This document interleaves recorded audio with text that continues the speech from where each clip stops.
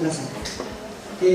Bueno, en esta cuestión que estamos de las acreditaciones, buenas tardes. Le pasamos un aviso a la gente que quiera certificado. Tiene tiempo hasta el viernes para hacerse la inscripción y después lo retira. Si se quedan todos tranquilos, ¿sí? Aquello que no quiera, la conferencia es gratuita. ¿Sí? Si despejamos esa cuestión que sigue latiendo. Bueno, estamos muy contentos de que nos acompañen. Es un momento importante para nosotros.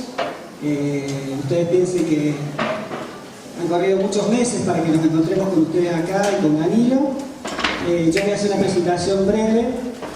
Mi nombre es Horacio Paulín, soy profesor adjunto de Psicología Social de la Facultad de Psicología y junto con Marina Tomasini coordinamos un equipo de investigación que hemos invitado al profesor, el cual muy generosamente, sin conocernos demasiado,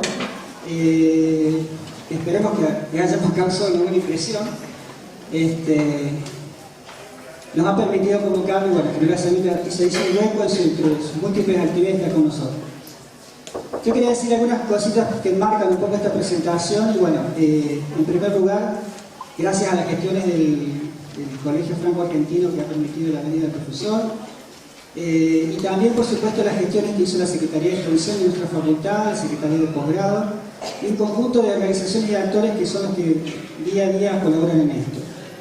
En particular, la convocatoria del profesor viene de un pequeño servicio de extensión que tenemos que se llama PROCONVI, que es Promoción de la Convivencia en Instituciones Educativas. Es un pequeño servicio que hacemos y del cual derivamos nuestra línea de investigación y conflictividad en escuelas. Y de ahí es un poco la iniciativa de traer, también como actividad de extensión, esta conferencia donde podamos pensar juntos acerca de la autoridad de la escuela.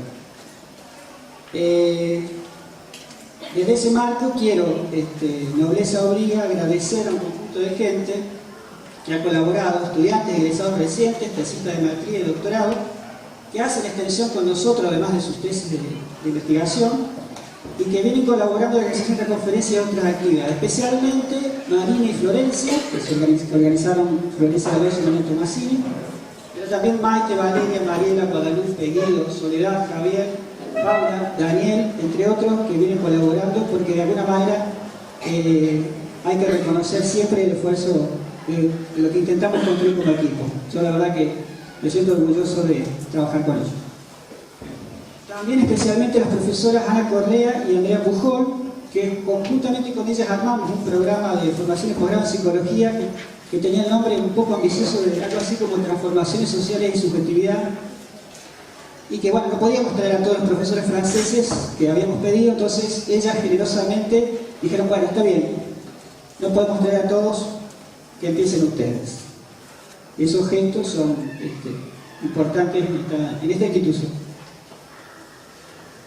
Bueno, ahora les quiero presentar a Danilo, que es, por esta vuelta de la vida, es egresado de Filosofía, de la licenciatura de Filosofía, en la vieja Escuela de Filosofía de la Facultad de Filosofía y Humanidades de Córdoba, egresado en el año 85. También es doctor en Ciencias Sociales por la Escuela de Altos Estudios en Ciencias Sociales en París, Francia, y también tiene una tesis en docencia universitaria que nos explicaba él que además para poder dar clase en la universidad tiene que hacer una segunda tesis que se llamaba Elementos por una teoría de las consistencias sociales, del 2004. Actualmente Danilo es profesor de Sociología en la Facultad de Ciencias Humanas y Sociales de la Universidad de París-Dakar, es miembro investigador del Laboratorio Serlis y sus temas de investigación son teoría social, sociología del individuo y de la individuación, sociología política y sociología de América Latina. Además, también es profesor de licenciatura y en el grado, de eso hemos estado hablando y comentando las experiencias también. Y me parece importante decir que él, en los cursos de grado, trabaja los temas de modernización reflexiva, teoría sociológica del actor, y en maestría trabaja métodos cualitativos y los temas de dominación, poder y violencia en la familia, familia, instituciones, modernidad, consumo y comunicación.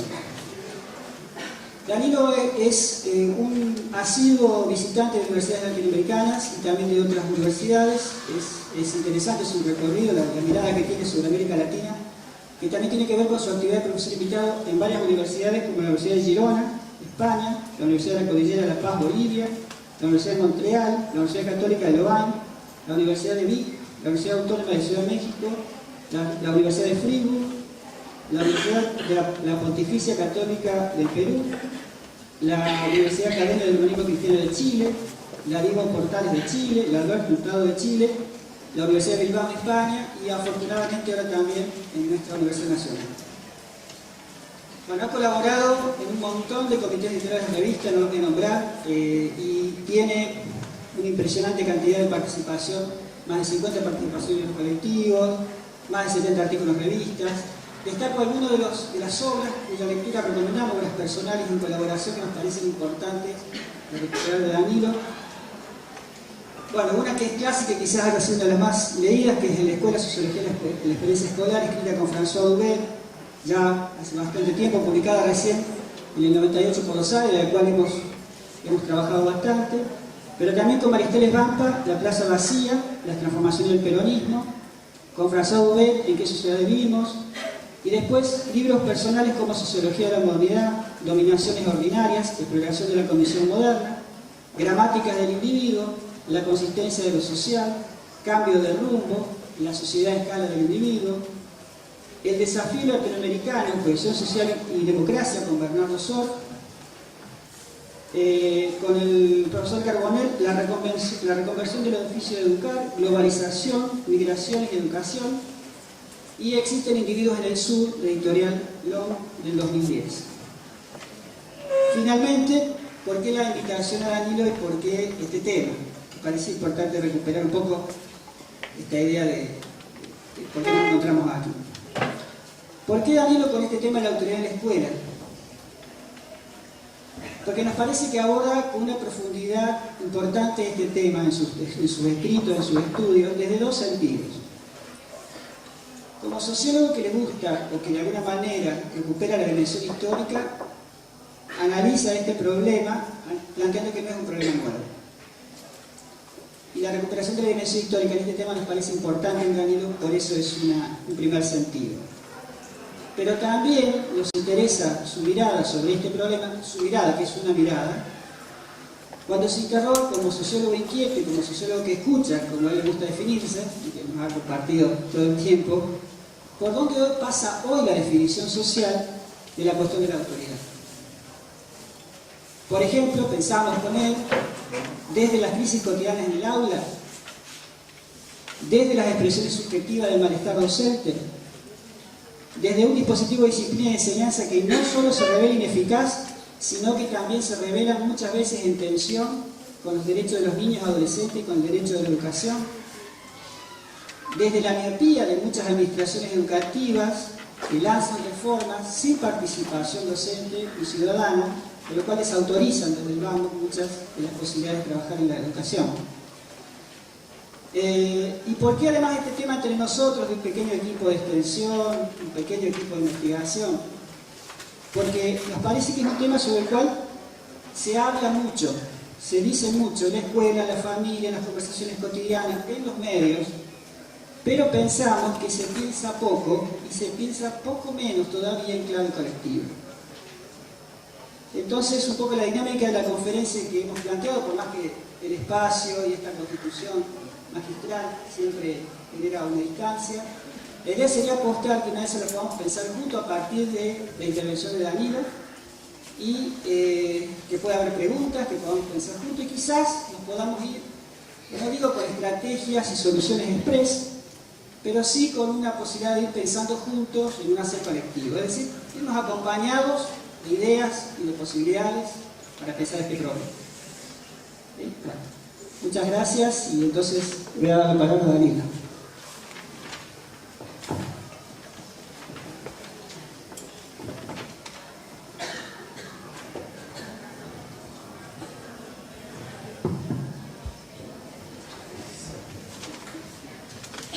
Gracias por la invitación, gracias por haber tomado el tiempo de venir a escuchar esta promesa. Hecho propósito. Problema de autoridad. Voy a tratar en los minutos que me han dado generosamente presentarles un razonamiento en varias etapas sobre la autoridad. Primero quisiera recordarles de dónde viene la problemática de la autoridad para un sociólogo en los tiempos modernos, y después analizar concretamente las formas muy precisas que explican por qué la autoridad se ha convertido en un problema mayor en la experiencia docente y cuáles son las estrategias de respuesta posibles desde los actores sociales, pero también desde la construcción institucional. Para responder un poco a la pregunta, a la inquietud que me ha puesto Horacio, de cómo se puede pensar individual y colectivamente el problema de la gestión de la autoridad. Antes de empezar, por supuesto, agradecer a la invitación de esta universidad. Para mí, biográficamente, no es cualquier intervención más. Hace 25 años que no regresaba a Córdoba, y supongo que si no era porque no conocía a Horacio hasta hace unos días, jamás habría aceptado el challenge que significa para alguien regresar 25 años después en su vida. Así que el hecho de que no nos conozcamos hace las 48 horas ha sido la razón principal, una de las razones principales por lo que estoy aquí un día entre ustedes. La autoridad de la sociología, yo creo que se podría decir casi en la filosofía política, nace de una inquietud propia a los tiempos modernos. Hasta el siglo XIX, de alguna manera, existía la idea de que la autoridad era, entre comillas, natural. Es decir, se respetaban las autoridades, como se dice y se decía, porque se había hecho de esa manera desde siempre. La tradición era un argumento suficiente para acatar, obedecer las órdenes, las prescripciones de alguien que estaba en situación de autoridad. Con el advenimiento de la modernidad, pasa en esta imprecisión por momento, se pone en cuestión la herencia de los valores de la tradición. Y el ejercicio de la autoridad deja de ser, una vez más, entre comillas, natural. Se problematiza. Y aparece lo que de alguna manera muchos definen el gran escándalo de la democracia moderna. ¿Por qué individuos iguales políticamente obedecen en el marco de un contrato de trabajo, de una relación pedagógica, de una relación con un médico a otra persona? Es lo que algunos llaman el gran escándalo de los tiempos modernos, que hace que en el fundamento de la autoridad, y nunca lo olviden, será lo esencial que debe decirles en la clase de hoy, existe un enigma. ¿Por qué se obedece a otra persona? ¿Por qué hay esta capacidad de persuasión, de influencia? ¿Por qué esta especie de mecanismo magnetismo que tiene la autoridad? ¿Por qué alguien en situación de poder, entre comillas, por qué están en este momento escuchando con cierto interés relativo las cosas que habló ahora hace un momento, con muy escaso interés lo que yo les cuento ahora? Esto hace el enigma de la autoridad, es decir, este increíble mecanismo extraño que hace que en la vida social las respetemos roles sociales porque les prestamos ciertos mecanismos necesarios para el funcionamiento de la vida social. Les cuento esto porque la historia y el problema de la autoridad nacen de esta realidad. Y en la sociología hay un autor, es el único autor al cual hace referencia de manera académica, en la conferencia de hoy, es Max Weber, un gran sociólogo alemán que entre finales del siglo XIX y comienzo del siglo XX definió lo que aún hoy sigue siendo la manera en la cual la gran mayoría de sociólogos, incluso muchos filósofos políticos, siguen planteando el problema de la autoridad. Había una autoridad tradicional, dice Max Weber, donde se obedecía a alguien porque había el peso de las maneras de hacerlo desde tiempos inmemoriales. Esa forma de autoridad entra progresivamente en crisis en los tiempos modernos, dirá Weber, y aparecen dos grandes sustitutos. Esfuerzo un poco la lectura del texto de Weber. Por un lado, lo que él llamará la autoridad carismática, es decir, la autoridad va a basarse ya no más en el peso de la tradición, sino en elementos sobrenaturales, elementos de persuasión o capacidades de influencia sobredimensionadas de ciertos individuos. Es el carisma, es el talento personal, son rasgos de la personalidad, el magnetismo de ciertos sujetos que transmiten un ascendiente de autoridad. Y la segunda gran respuesta de Max Weber es que la autoridad de los tiempos modernos se fundamenta en procedimientos racionales legales. Entendamos por estos mecanismos técnicos, pero también procedimientos legales. En esta tipología weberiana, espero que algunos de ustedes sean sensibles, hay un montón de fuentes posibles de la autoridad que no son evocadas. Aunque parezca asombroso, la autoridad democrática está ausente en la obra de Max Weber. Es decir, cuando las personas deliberan críticamente, conflictivamente, en la gestión del poder. El elemento de justicia como mecanismo posible para fundamentar la autoridad es también ausente en la tradición de Weber. Les quiero decir que lo que es interesante, y de su importancia fundadora, es que coloca el origen del problema. No podemos más continuar pensando que la autoridad se ejerce de manera tradicional, de manera entre comillas natural.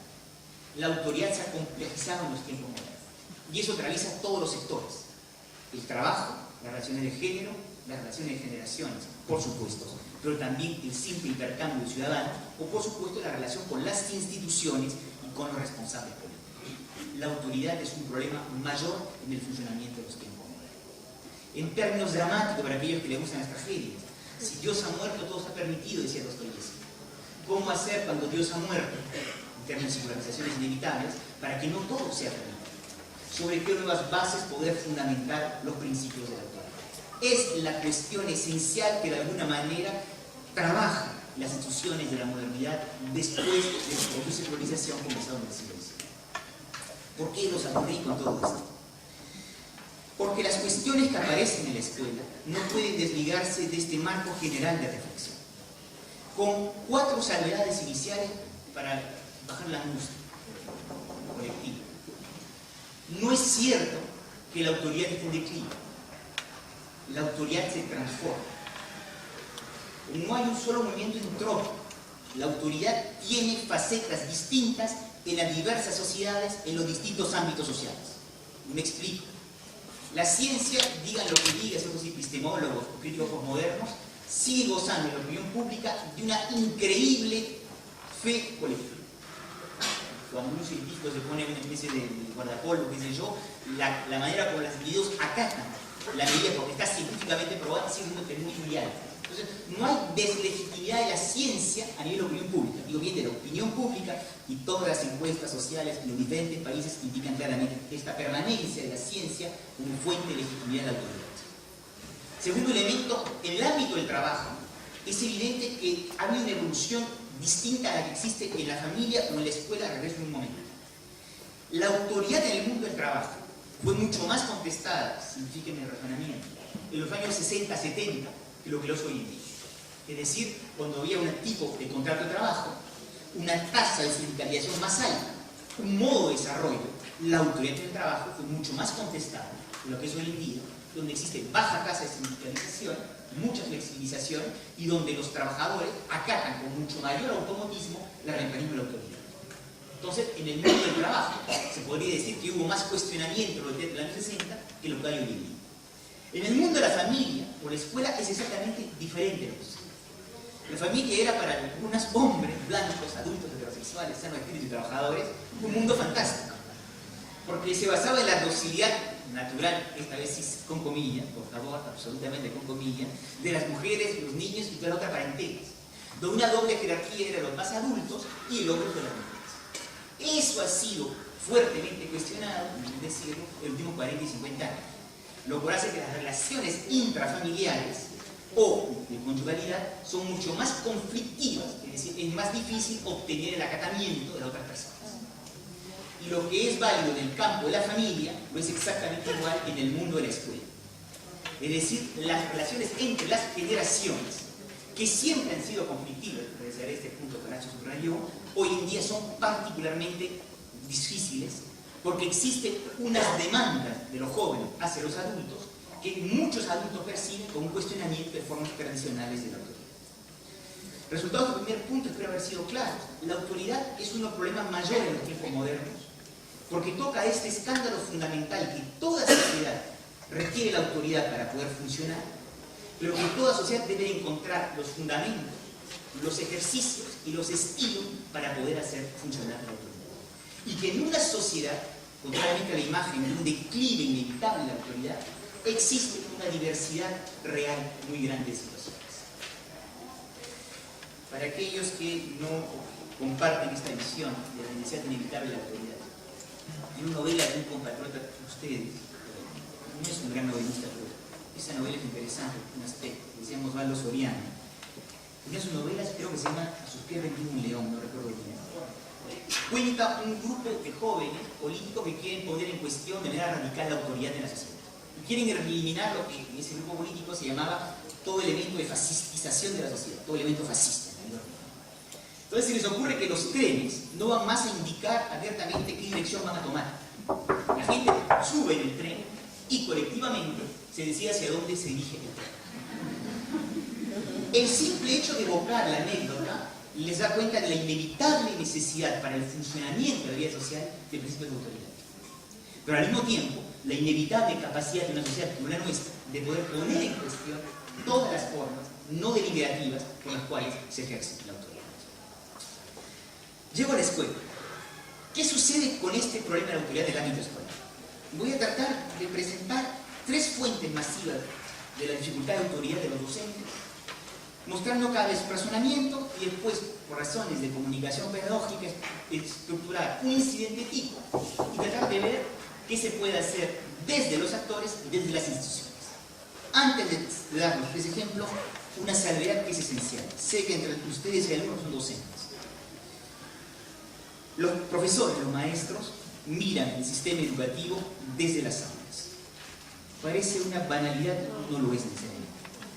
Es lo que sucede en el aula con los alumnos, lo que define el criterio de satisfacción, de dificultad o de frustración de un maestro o un profesor.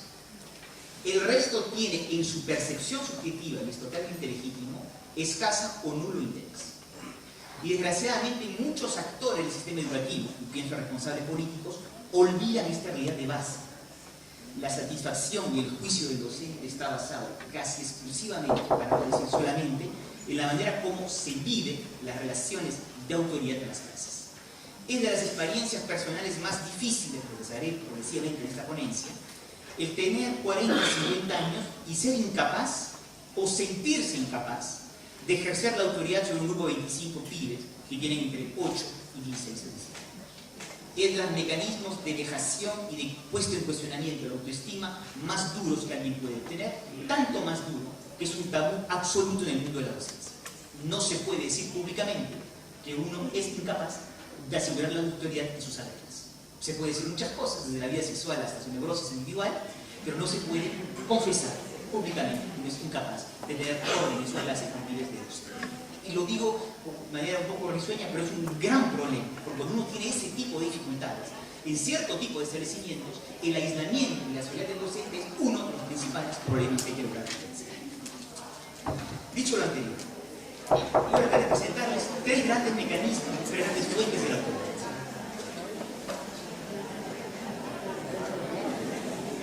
Primera fuente de cuestionamiento de la autoridad es lo que se puede llamar el debilitamiento institucional de la escuela o del rol docente.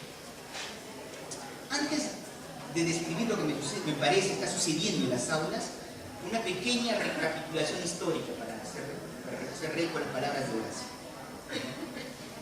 Siempre ha sido difícil hacer la autoridad en las aulas. Siempre. Y siempre ha sido difícil en realidad imponer la autoridad de los adultos hacia las jóvenes generaciones. Cuando ustedes ven estampas de lo que eran los grandes colegios en los cuales se alfabetizó a la clase inglesa o francesa, las imágenes son salas 2 o 3 veces más grandes que esta, en donde hay un señor sentado, adusto, leyendo un libro, que era el profesor que dictaba la clase, dictaba en el sentido literal del verbo, y había un grupo grande de alumnos, muchos de ellos que copiaban el dictado del profesor. Y para que no haya disturbios, hay un ejército, de otra manera de llamarlos, de apareadores, de profesores asistentes, que con un enorme bastón recorrían las filas. Y cuando alguien no copiaba lo que dictaba el profesor o trataba de hacerse una broma, le daban un palazo. Quiero decir que era una manera colectiva muy interesante de gestionar la autoridad. Y muchos docentes actuales soñarían con un sistema que en todo caso, dado los presupuestos públicos, también puedo decírselo, hay poca posibilidad de desarrollar ese sistema de pedagogía básica. Después una anécdota, pero no solamente en el ámbito escolar que eso aparece. En el caso francés, no conozco equivalente en América Latina, ni nada después existe en Argentina. Había cuando un padre de familia tenía dificultades para educar a su hijo, escribía al prefecto de la policía, que se llamaba la lettre du cachot, la carta del calabozo, y le pedía al prefecto que encierre un calabozo a su hijo en unas meses. El hijo iba a la casa de su padre, al calabozo, durante 2 meses, 3 meses, y después regresaba. quiero decirles que el problema de la división parental, la dificultad de los padres de educar a sus hijos no es un problema nuevo. Lo que ha cambiado, qué suerte, qué buena noticia, es que los mecanismos coactivos se han civilizado. Y por lo tanto, ejercer la autoridad de las nuevas generaciones es algo más difícil de lo que fue en el pasado. Algunos me están creyendo. En la primera década del siglo XX, un maestro de escuela primaria en Italia fue evaluado por un inspector de la y además de decir que tenía pocas dotes pedagógicas, el último informe de este maestro de escuela primaria fue indicar, cito textualmente en memoria, porque fue un inspector, el docente adolece manifiestamente de autoridad. Este maestro de escuela primaria abandonó su trabajo unos años después, fue un periodista, después agitador político, más tarde hombre político, dictador. Es Benito Mussolini. Ejercer la autoridad en las salas de clase, la anécdota es fidedigna, es difícil, porque es más fácil tener una carrera de dictador con la parafernalia teatral del poder que estar solo en una clase con 25. Y los digo porque cualquiera que sea la habilidad de Benito, el acto de ejercer la autoridad de un maestro cuando se encuentra desbordado por jóvenes alumnos es algo relativamente difícil. Les cuento la anécdota de Mussolini porque en las clases, cuando un maestro, un profesor entra, se produce esa ecuación enigmática de la política, que hace todas las diferencias de las situaciones. Cuando algún docente entra en algunas aulas de clase, en ciertos establecimientos, se produce lo que, gracias a Horacio, introdujo la sesión que yo tengo hoy en este momento, es decir, hay un cierto silencio que permite hablar. Quiere decir que el rol profesional me da la autoridad de la cual yo tengo necesidad para ejercer mi oficio. En muchos colegios, incluso escuelas primarias, cuando alguien ingresa en el salón de clase no se produce nada. Hay que hacer mucha actividad para que los alumnos comprendan que el profesor ha ingresado. Lo cual quiere decir que la autoridad hay que obtenerla, ya no más por un rol institucional, sino pagando a su persona. Es decir, en términos weberianos, la autoridad escolar no es más tradicional, tiene que ser carismática. Es decir, tiene que basarse en rasgos de la personalidad, en elementos fenotípicos. Y aquí viene la gran diferencia. No todos tenemos la misma capacidad de persuasión, de influencia, de seducción en términos locales. Ojo con eso, por favor, que no haya malentendido. En una institución que funciona como institución, poco importan los rasgos de la persona. Que el policía sea grande, chico, mujer, o hombre, feo, bonito, es un policía. Y ustedes ven un policía, o sea, ven un rol institucional. Cuando yo ingreso a la universidad, hablábamos ayer, a veces en el anfiteatro, con más de 500 alumnos, yo acá me pregunto si va a funcionar una vez más el enigma de la autoridad. Y a mi gran sorpresa, desde hace años, se hace cierto silencio y logro dar algunos telegramas comunicativos de pedagogía. Cuando uno ingresa a una sala de clase y el silencio no se hace automáticamente, hay que obtener la autoridad. Es decir, hay que crear las condiciones de poder dictar la clase, porque esas condiciones no han sido inmediatamente creadas. Y aquí aparece la verdad. Es decir, no todos tienen las mismas habilidades personales para producir las condiciones pedagógicas cuando no han sido inmediatamente otorgadas. Insisto, cuando no han sido inmediatamente otorgadas. ¿Cuál es el incidente tipo que este tipo de autoridad tiene? Es lo que se puede llamar, creo yo, que algunos analistas han llamado, los incidentes en la puerta de la clase. Entre aquellos que quieren entrar cuando no tienen que entrar y los que quieren salir cuando no deben salir de la clase. Es decir, la forma escolar no se sostiene y la autoridad del docente está constantemente puesta en cuestión. Y hay un lindo estudio que muestra cómo un número muy importante de incidentes escolares se puso en esa frontera, en ese no man's land donde el profesor tiene aún que imponer la autoridad y de una manera no logra más. ¿Qué hacer frente a este tipo de incidentes escolares? ¿Qué hacer frente a este tipo de fuentes de la autoridad? Cada vez lo ven igual, desde los actores, desde las instituciones. Desde los actores es evidente que cada cual, pero los docentes en esta sala deben hacer lo que los actores de ellos mismos, cada cual tiene que buscar su estilo pedagógico. Es decir, la forma en la cual el ejercicio de la autoridad coincide con su personalidad. Algunos utilizan el humor, otros la complicidad, otros un sentimiento medio autoritario, vertical. Cada cual tiene que encontrar su manera. Y más bien que buscar recetas es tratar de comprender una forma de coherencia que permite lo que gracias a ese momento, formas de identificación con el personal docente, que pueden servir como referentes posibles de ejercicio de la profesión. Pero una vez dicho esto, es evidente que hay muy grandes disparidades de puestos. Cuando la autoridad reposa en el carisma, los rasgos individuales, es evidente que rasgos fenotípicos, rasgos de edad, disciplina que se enseña, fuerza de carácter, son rasgos individuales, en términos de caricatura. Si yo soy un profesor de matemática de 50 años, grande, feo, de mal carácter, con un coeficiente importante, tengo más posibilidades de tener autoridad que si soy una profesora de música, joven y encima bonita. Hago la caricatura, por supuesto que hay mujeres de 20 años, 25 años, muy bonitas en música y tienen autoridad. Profesores depresivos de matemática le va muy mal. Pero quiero decir que en los dos casos son los rasgos personales que ejercen la autoridad. Y aquí viene el fondo del problema de la autoridad. Porque ante ese sistema institucional, donde la autoridad reposa sobre las personas, siempre hay un director de escuela, o un colega muy bien intencionado que dice esa frase, asesino. No es un azar si es ella o él que tiene problemas de disciplina. Es un brillante análisis sociológico, porque efectivamente, ante una institución que no da más la autoridad por el rol, las personas tienen diferenciables ejercicios de autoridad. Salvo que la frase es una perversidad extrema, porque culpabiliza al colega y lo hace introyectar como falta personal algo que es el fruto de una transformación de un modo de funcionamiento colectivo. ¿Qué quiere decir con eso? Que la única manera que los actores pueden lograr romper con esta espiral es aceptando cada uno de los docentes la parte de responsabilidad que tiene en ese disfuncionamiento institucional y aceptar que si el colega tiene dificultades es que el modo de funcionamiento de la institución ha cambiado, solicita a los individuos de nuevas maneras y eso hace grandes disparidades personalizadas, lo cual supone que debo tener solidaridad con el colega más frágil y aceptar que mi calma aparente en mi clase se paga por el desorden bullicioso en la clase de trabajo. Cada colectivo tiene que encontrar maneras de ayudar al colega más frágil. No hay receta, porque cada vez que hay receta lo gratiza.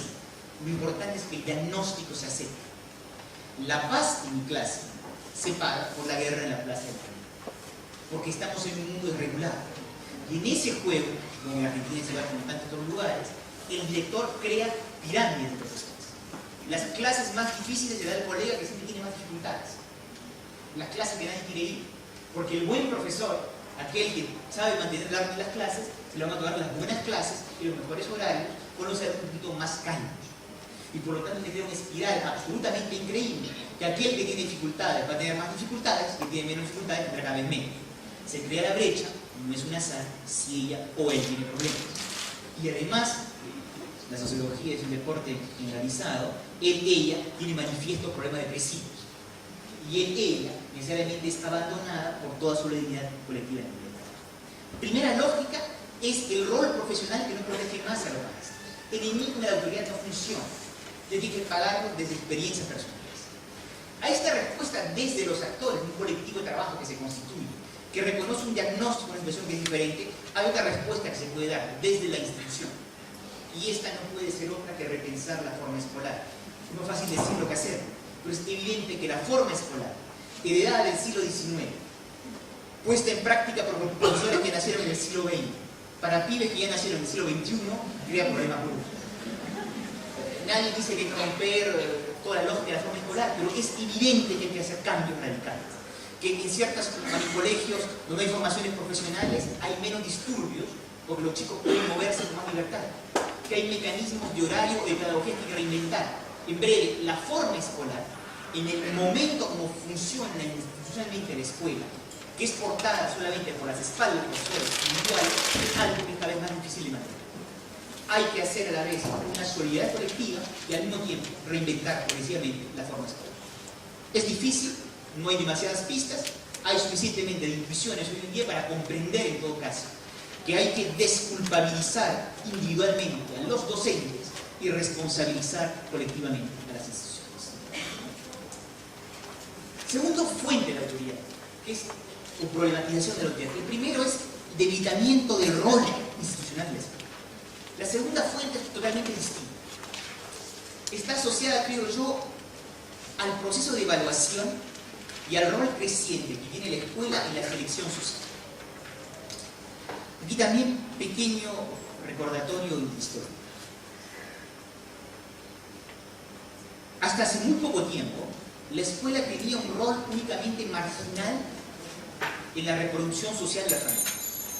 Es decir, que mucho era el origen social de nacimiento que estructuraba la trayectoria escolar y que explicaba la duración más o menos larga o corta de las carreras de los alumnos. Cuando la escuela intervenía, era por lo general únicamente de manera positiva. El pibe particularmente dotado de las clases populares era detectado por el maestro, obtenía ciertas becas y era promocionado por el técnico. La escuela era una institución justa de una sociedad desigual e injusta. Y eso fue la gran imagen heroica, históricamente, en muchos puntos de vista, justa de la escuela pública. Era un increíble ascensor social de movilidad. Era un principio meritocrático en sociedades que eran muy escasas. Lo que ha cambiado progresivamente, con ritmos distintos en diferentes países, es que hoy en día la escuela es percibida cada vez más como una institución injusta. Es una sociedad que sigue siendo injusta. ¿Qué quiere decir con eso? Que lo esencial del proceso de asignación de clases de los actores se juega durante el recorrido escolar. Entendámonos bien, por favor. Si alguien es obrero, tiene enormes chances, sin hacer gran cosa, que su hijo siga siendo obrero mañana. Empleado, terciario, baja calificación. Eso no ha cambiado estadísticamente. Lo que ha cambiado es que para reproducir la condición del padre se pasa ahora por un mecanismo de humillación escolar. Las clases trabajadoras de mañana son aquellos que han fracasado en la escuela. Y eso es mecanismo nuevo, o que han abandonado precozmente la escuela. Y entonces es la trayectoria escolar durante la cual se juega este proceso tenebroso de asignación de clase. Quiere decir que entre 14 y 16 años, en el mundo moderno, las personas juegan su futuro de clase. Brutal sistema de injusticia de asignación de clase. Yo como docente puedo considerarlo injusto. Yo como docente puedo criticar al sistema. Yo como docente, lo digo como docente de la universidad, es exactamente lo mismo. Yo participo en ese engranaje atroz de selección injusta de personas. Y lo hago con mala fe, porque no lo quiero reconocer, o lo hago con vergüenza o con culpa, pero participo de ese increíble mecanismo de resultado, la escuela es percibida por muchos jóvenes, muchas familias, como una institución cada vez más injusta. En el momento en el cual la escuela ha incrementado formidablemente el acceso de todas las categorías sociales a través de una educación más o menos universalizada. Gran paradoja de la escuela. Nunca ha sido más inclusiva, poca vez ha sido juzgada tan injusta como la. ¿Cuál es en esta fuente que cuestiona la justicia de la escuela el gran incidente tipo de la autoridad? Aquello que muchos docentes conocen cuando transmiten una evaluación a los alumnos, nota los exámenes, y observan que el chico agarra el examen, lo hace pelota y lo bota a la basura. Frase enseña que todos o muchos de ustedes conocen directamente. El profesor lo interpreta como una falta de interés del alumno o una puesta en cuestión de la autoridad. En realidad es mucho más complicado. Es un alumno que sufre una presión familiar, que es consciente de alguna manera, cualquiera que sea la sentimental, falta de sentimiento, la careta que quiere hacer los pibes, que algo se está jugando en su futuro y que de una u otra manera está introyectando las categorías del fracaso escolar. Ese acto silencioso de botar el examen es un acto de resistencia inútil de alguien que se encuentra en un sentimiento incapaz de poder conflictualizar una situación, un engranaje, una máquina que lo está excluyendo de manera a la vez dulce y a la vez totalmente brutal. ¿Qué hacer? Lograr de alguna manera que la escuela sea una institución más justa. Eso que en su momento Max Weber no pensaba con el mecanismo de los conflictos. Y creo que se puede hacer una vez más desde los actores y desde las instituciones. Eso de los actores, indudablemente, ¿qué puede hacer en las clases? Ser extremadamente sensibles desde el punto de vista interactivo cuando se transmiten las evaluaciones, los comentarios, las notas a los alumnos. Sé que puede parecer un poco absurdo decir algo tan banal, pero les aseguro que en el ordinario de la práctica pedagógica no se cuida eso. Sigue habiendo la práctica, el profesor da el nombre de alumno y le entrega individualmente su copia, delante de todos los camaradas que así saben la nota de unos y otros. La clasificación escolar crea diferencias muy grandes. Termina creando entre los alumnos de una clase, todo el mundo sabe quién es el bueno y quién es el malo.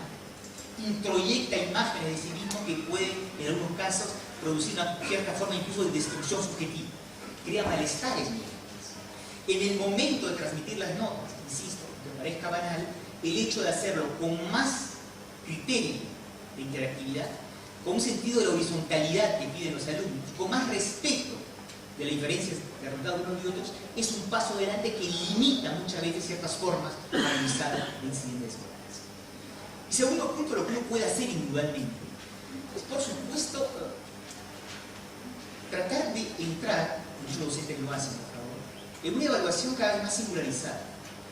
Lo importante no es tanto el resultado, lo importante es la progresión que hace un alumno.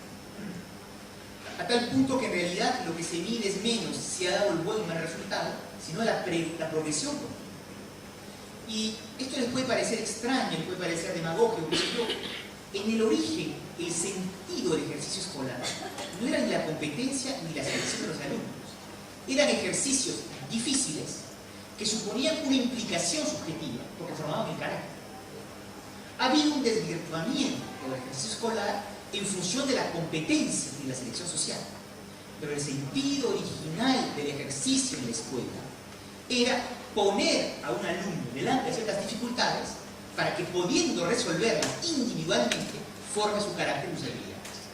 Es simplemente regresar al origen primero del sentido profundo de lo que era la evaluación escolar, que no era una máquina de selección social para comparar uno con otros, era una máquina de sentido de la forma personal. Y va, por supuesto, a este punto, coincide con una demanda de democracia de los pibes de hoy en día. Eso que dicen, a trabajo igual, nota igual. Parece justo, es falso en esto. Hay gente que trabaja mucho y tiene buenos resultados. Hay gente que no trabaja poco o nada y tiene buenos resultados. Incluso porque hace trampa, no importa. Pero eso crea grandes desigualdades. Y por lo tanto un profesor no puede decir a un alumno, después que ha trabajado mucho, trabaja más. Porque es lo único que se le puede llegar a decir, pero uno sabe que es mentira. A menos que uno ponga alguna evaluación al esfuerzo personal, esa frase, trabaja más Pablo, trabaja más María para dar resultados, es una hipocresía. Y por supuesto, en el mundo de la instantaneidad en el cual vivimos, es impensable que un maestro, un profesor que le dice a un alumno, Pablo es un bruto, deja de trabajar en matemáticas, pierdes el tiempo. Pero lo que sí es importante es que el sistema educativo, el docente, logre valorizar el esfuerzo personal. Lo digo de manera más brutal para que entiendan bien. En el caso francés, existen políticas públicas de reparación, se le llama, para alumnos que tienen dificultades en matemáticas o en francés. Lo cual quiere decir que un alumno se llama Mohamed, en Francia siempre Mohamed tiene problemas en el colegio. Mohamed tiene problemas en matemáticas y en su gran generosidad pública, el sistema escolar le da horas de apoyo de matemáticas suplementarias a Mohamed. Entonces Mohamed tenía problemas con matemáticas, 4 horas de la semana. Gracias al dispositivo público hecho bajo horas sociales muy intencionados por profesores activos y otro tipo de ayudas públicas, tiene 6 horas más de matemáticas. El resultado, Mohamed tiene problemas con 10 horas de matemáticas. Durante los 4 años del colegio, multipliquen el número de horas que tiene Mohamed. Como Mohamed no ha superado su problema matemático inicial, el resultado tiene una cantidad increíble de vuelos con piloto de avión o de casa y sigue teniendo dificultades en matemáticas. El lenguaje de la institución es decirle, mira Mohamed, al comienzo decías que el profesor era racista, pero después de las 12.500 horas que te hemos pagado de matemáticas y sigues siendo nulo en matemáticas, Mohamed, eres un asno en matemáticas. Y como eres un asno en matemáticas, no puedes aspirar a carreras de prestigio y vas a ser panadero. Esa es la lógica brutal de este evento. Y esto hace, por supuesto, que el sentimiento de injusticia que yo me pido sea atroz. Por supuesto, no estoy diciendo que no hay que hacer curso de reparación de niveles. Digo que a un cierto nivel, cuando se pasa cierto umbral, las buenas intenciones se convierten en mecanismos de destrucción subjetiva y que todo es cuestión a la vez. Yo creo que no es tan grave que alguien tenga pocas bases en álgebra, como Horacio, o que sea bueno en castellano. Lo que no se puede permitir en un sistema educativo es destruir subjetivamente a los pibes. Y es eso lo que ha cambiado en los mecanismos en las escuelas y lo hace con buenas intenciones.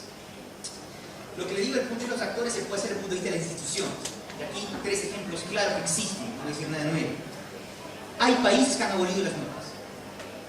O sea, han abolido las notas. No se ponen notas en la escuela secundaria. Y uno de los países que tiene mejores resultados en esa cosa rara que es el tema de PISA, que sé yo, Finlandia, no tiene notas. Es decir, la evaluación no es el elemento fundamental por el cual se estudia la profesión de la salud. Y les señalo que no solamente es un sistema educativo que tiene buenos resultados en estudios comparativos internacionales, sino que cambia la atmósfera radicalmente de lo que es la escuela y la sociabilidad entre los chicos. Primer elemento, se puede abolir las notas sin que desaparezca la civilización. Segundo problema, hay o se pueden multiplicar los criterios de la excelencia académica. Esto es absolutamente fundamental. Alguien puede ser malo en matemáticas, alguien puede ser malo en matemáticas, pero alguien puede ser bueno en castellano, en lenguas extranjeras, en deporte, en música y en cultura. Y en la medida que ustedes diversifican los criterios de selección del mérito, ustedes van a tener necesariamente alumnos que pueden ser valorizados en esas actividades. Hay que ser honestos hasta el final. Se puede hacer un excelente sistema de selección a través de la música, como se puede hacer un excelente o un mal sistema de selección por las matemáticas. No hay ninguna razón de privilegiar uno u otro. Fue un modo de funcionamiento de la selección social que se hizo a través de ciertas materias. Ampliando los criterios, se amplían los mecanismos y las chances de obtener buenos resultados de performance en ciertos ámbitos. Y eso que les digo en el mundo escolar, que se hace muy poco, curiosamente en el mundo de la empresa, en este caso particular, lo hace. Porque existen criterios de selección de personas en el mundo de las empresas que son más amplios que los criterios reducidos que existen en el ámbito escolar. Segundo criterio institucional, hay que multiplicar los criterios de la excelencia académica, reconociendo talentos que el sistema educativo hoy en día solo reconoce de manera marginal. Deporte, música, artes, leadership. Y por último, tercera gran cambio institucional, hay que jugar la carta de manera real en el sentido de retórica de la reversibilidad de las trayectorias. Una de las cosas más atroces del sistema educativo es que el fracaso escolar precoz se traduce muy pocas veces en una capacidad efectiva de reinsertarse en el sistema educativo o de tener una carrera escolar amplia, larga. La reversibilidad de la trayectoria es una gran mentira en las escuelas. El cheque de la segunda chance, el retorno a la escuela, qué sé yo, es hoy por hoy algo que es absolutamente marginal. Es indispensable que la escuela permita a las personas que han abandonado la escuela de manera temprana o que han tenido experiencias difíciles en su formación, que tengan la posibilidad efectiva de poder hacer retorno hacia la escuela. Lo cual supone, por aquí hay una gran similitud de estudios internacionales, que los conocimientos de base en la escuela primaria tienen que ser repetitivos. En términos muy simples, una sociedad que garantiza la reversibilidad de trayectorias es una escuela que apuesta por encima de cualquier otra etapa del sistema educativo por la escuela primaria. Sin la adquisición de los conocimientos de base en la escuela primaria no hay reversibilidad de trayectorias. Y eso hace una sociedad más injusta que puede existir. Uno puede exportarlo todo, casi todo en la modernidad, menos lo irreversible.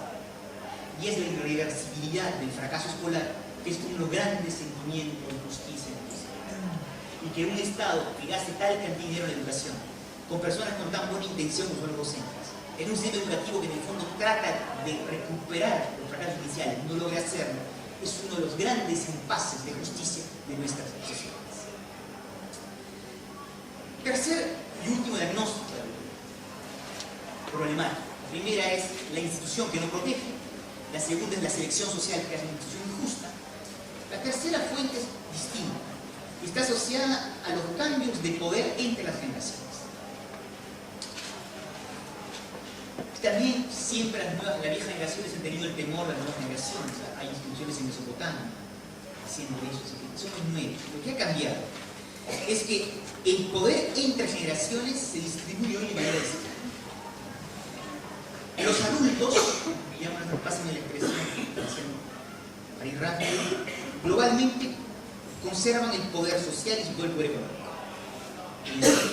Protegemos nuestros puestos laborales y nuestras posiciones sociales. Sí, hay salidas precoces del mercado de trabajo a una cierta edad, pero globalmente el poder económico sigue permaneciendo en las manos de los adultos. El poder cultural ha conocido una formidable transformación.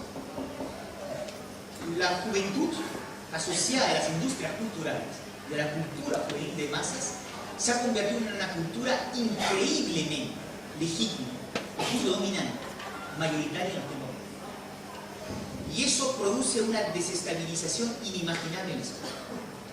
Es decir, que los pibes viven hoy una cultura que es profundamente legítima frente a la cultura escolar. Pero esta cultura de masas juvenil se desinteresa radicalmente de la cultura escolar. La cultura de clases, la cultura tradicional, la cultura religiosa, entró en conflicto de múltiples maneras con la cultura escolar. Y fue ese gran combate que del siglo XIX y del siglo XX ganó la escuela. El conflicto cultural hoy en día es más difícil, más sordo, porque no aparece tanto que tal. Hay una escuela que viene sitiada culturalmente por la cultura juvenil, sus códigos, sus mecanismos vehiculizados por la tecnología de la información y la comunicación. Existe una cultura juvenil que se desinteresa radicalmente de eso. Y esto es una increíble ecuación que hace que el conflicto generacional sea tan difícil.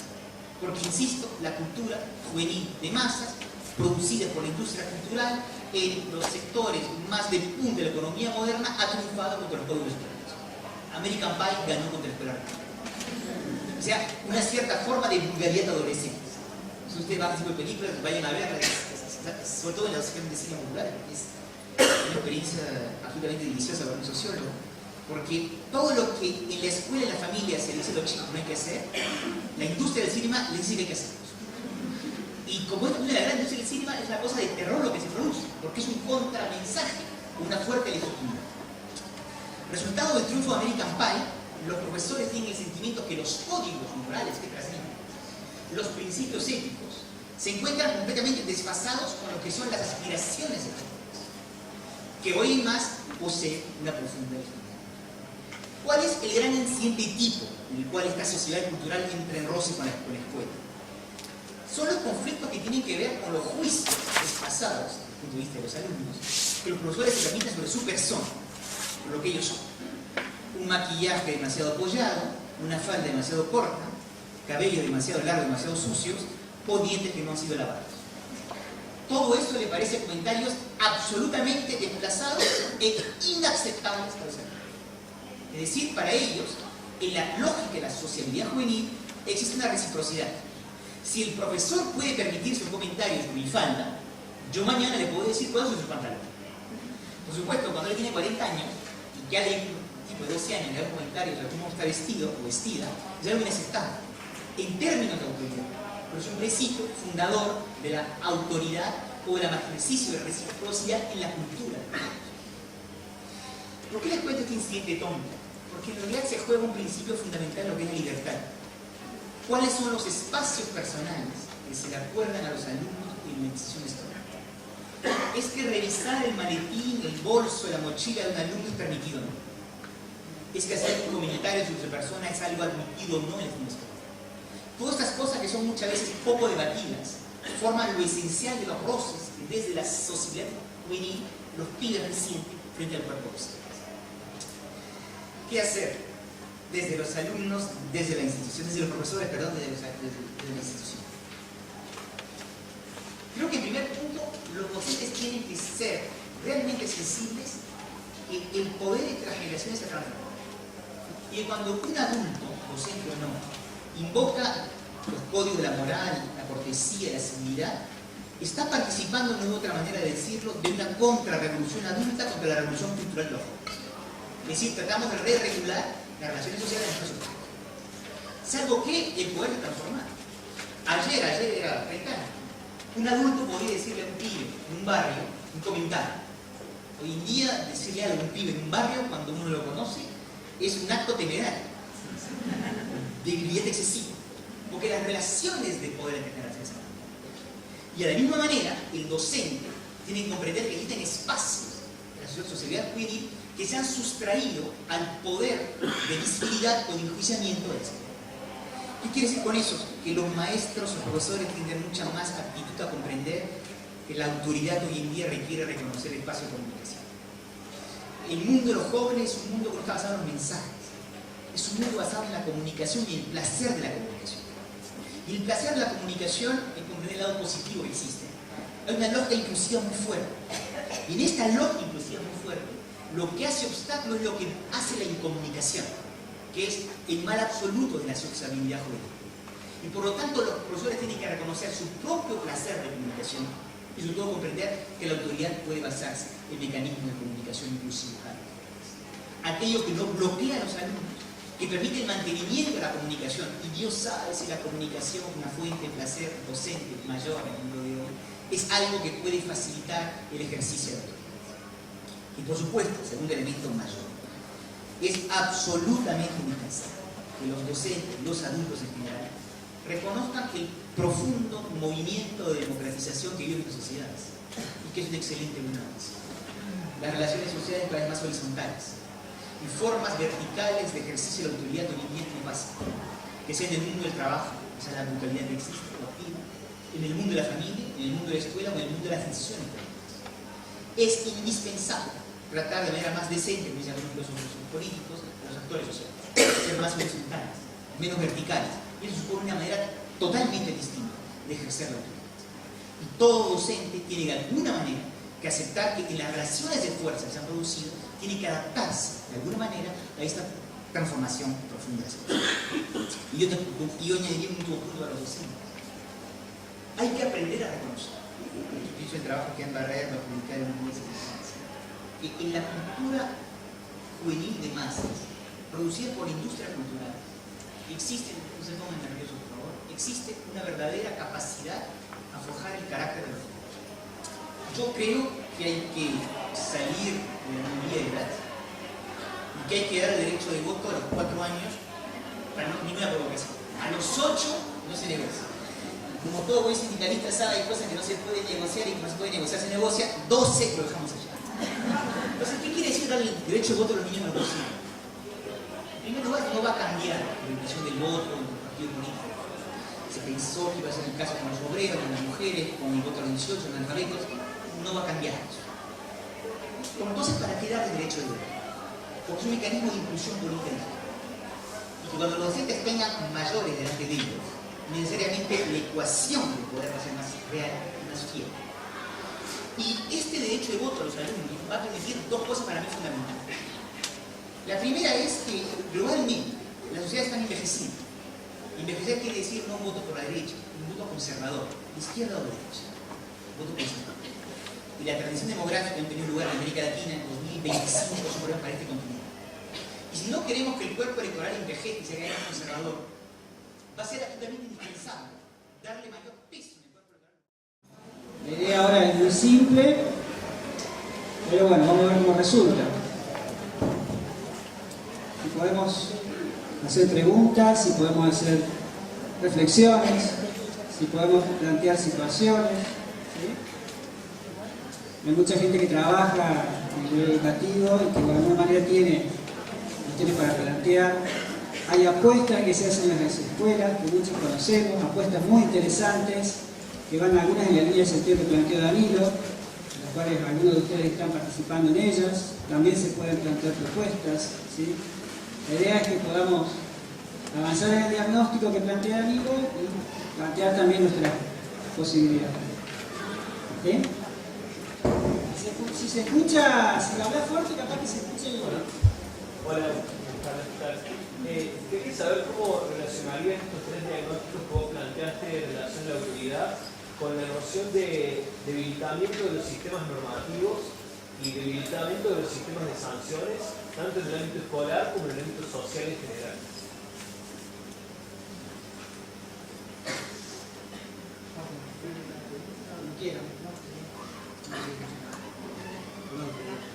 Hacemos tres preguntas y después así le damos tiempo para que las piezas la contesten. Sí. No sé si me va a dar la voz para intentarlo. Vos mencionaste en algún momento que no sería la noción de autoridad una noción universal y permanente. La pregunta es, ¿coincidirías con Ana Arendt cuando dice que estaríamos ante la presencia de la crisis de la autoridad moderna? Y la segunda pregunta tiene que ver con el lugar de conocimiento. Planteaste que destacaste el valor que tiene y el peso que tiene las cuestiones personales, características personales de los docentes en el proceso de construcción de la autoridad. Pero además de eso, yo me pregunto el peso del conocimiento la base epistemológica que constituye el lugar del docente. No solamente me refiero al conocimiento para ser transmitido, el conocimiento de la disciplina que se enseña, sino el conocimiento pedagógico acerca de cómo y de qué manera vincular incluso esta última parte de tu ponencia donde das cuenta de la posibilidad de democratizar ese conocimiento, para lo cual entiendo que también hace falta conocimiento.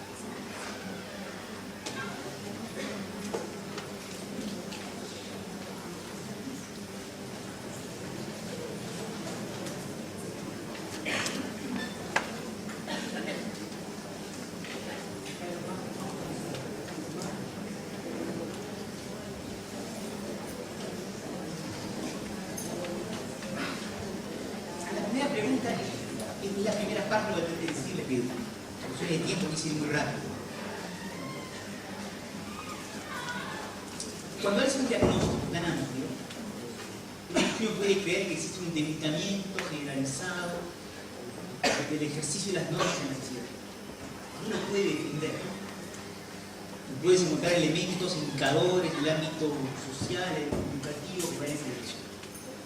Pero tú también puedes pensar que en realidad en la vida social lo esencial del tiempo aplicamos normas y respetamos obligaciones morales.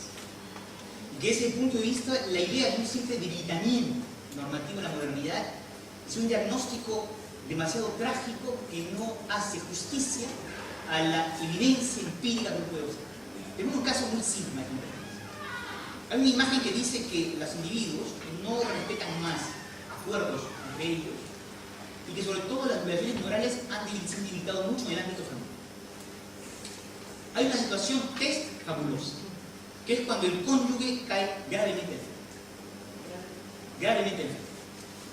Racionalmente, en esas situaciones, las personas deberían desdecirse de todo compromiso moral y abandonar al cónyuge enfermo. Sobre todo si es una enfermedad crónica, costosa, que muchas veces tiene un diagnóstico vital comprometido. En la casi totalidad de los casos, hombres o mujeres, en este caso los hombres de subrayar, rara vez los hombres se comportan como hombres. Las personas no abandonan al cónyuge. Lo que quiere decir que a una imagen muy dramática de una sociedad donde no se respetan, se limitaron los derechos morales, existe una fuerza normativa muy grande. Estamos en la Facultad de Psicología, la cantidad de buenos neuróticos que siguen fabricados por la familia. La culpa, la norma sigue siendo estructural de las sociedades. La mayor parte del tiempo no hacemos cálculos racionales, pero aplicamos normas. Entonces, cuidado con el diagnóstico. Yo entiendo lo que quiere decir. Sí, había una transformación generalizada que hace que la autoridad sea más difícil de ejercer. Pero no es tan seguro, en el fondo, que los criterios de la normatividad de hoy en día sean debilitados. Lo digo de esta manera. Salman Rushdie, que es un gran escritor íntegro de lengua inglesa, escribió un libro muy importante, Los versos satánicos, en el año 86. Y recibió una fatwa, una condenación a muerte del entonces líder en Irán, que era Ayatollah Khomeini. Salman Rushdie, con muchos hombres que tienen éxito a los 50 años, se había vuelto a casar por la cuarta vez con una mujer más joven, muchas veces. 30 años más joven.